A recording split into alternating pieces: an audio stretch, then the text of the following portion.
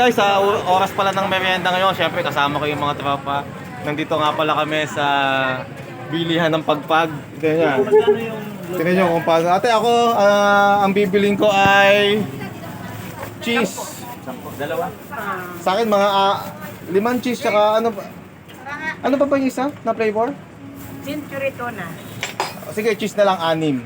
Yan. Yan, Baka lang ng yan. plastic, sir. Ipapagpag niya yan. Oh. Yan, pinagpag niya sa Pinagpag sa mikmik. Mikmik. Mikmik powder yan? Yung sa pulpo ng mukha. Yung Mikmik powder pala yun, yun pala yung nagpapasarap talaga. So, yung Mikmik galing New Zealand.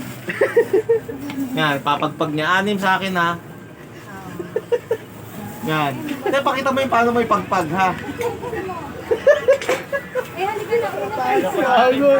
Yan. Yan, nakita nyo? Ayan ang nagpapasarap dyan. So, nandito lang to sa Jenice Avenue, dito sa may Barangay Rosario, Pasig City. Guys, interviewin pala natin gaano kasarap. Boss, masarap ba? Sarap. Lasang pagpag. Guys, pagpag lang ang tawag, pero syempre, pinagpag kasi. Pero sa totoo lang, malinis na malinis yun, tsaka masarap talaga. Pinagpag sa gatas. Yun, pinagpag sa Mikmik. So sa lahat ng lumaki sa Mikmik, shoutout sa inyong lahat. Gawin yung Yossi.